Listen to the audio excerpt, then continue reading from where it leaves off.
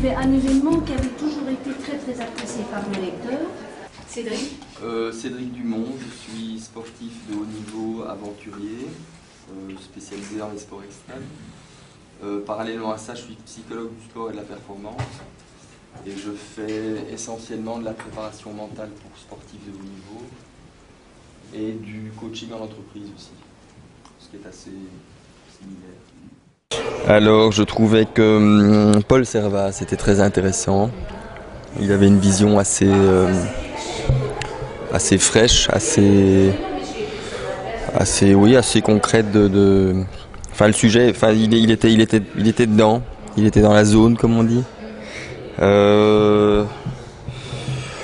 Après, je trouvais ce que Jean-Louis Rossillon disait était vachement intéressant, mais je pense que chacun avait son mot à dire, sa contribution. Je pense que ce sont tous des gens très compétents dans leur domaine. Il y en a qui sont plus ouverts au dialogue que d'autres, ça c'était clair. Comment s'est déroulée cette table ronde ? Rondement, non, c'était intéressant.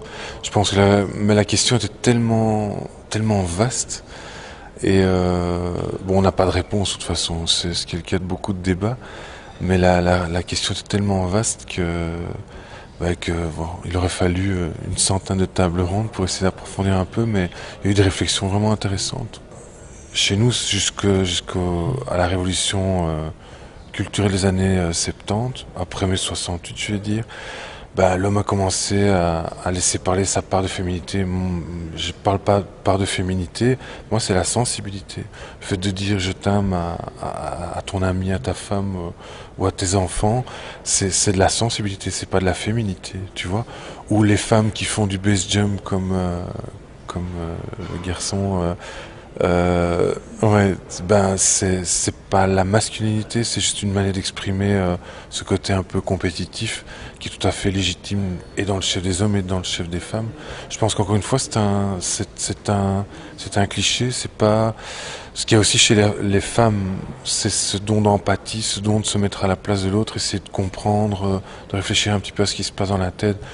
C'est un truc qui demande qu'à être développé chez les hommes aussi. Je pense que c'est plus culturel, il y a probablement une petite raison hormonale et physique et physiologique, mais je pense que c'est essentiellement culturel.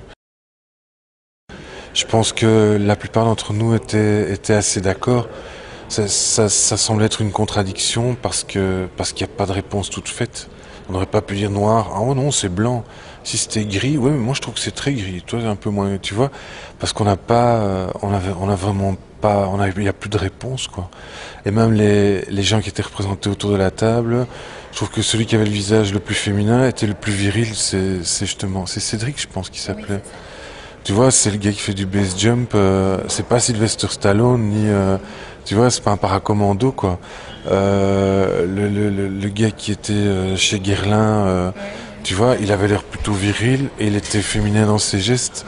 Donc encore une fois, c'est la preuve vivante de ce que je dis, qu'il n'y a pas de réponse noire ou blanche et fondamentalement, l'homme n'a pas changé. Il s'est adapté au mode actuel.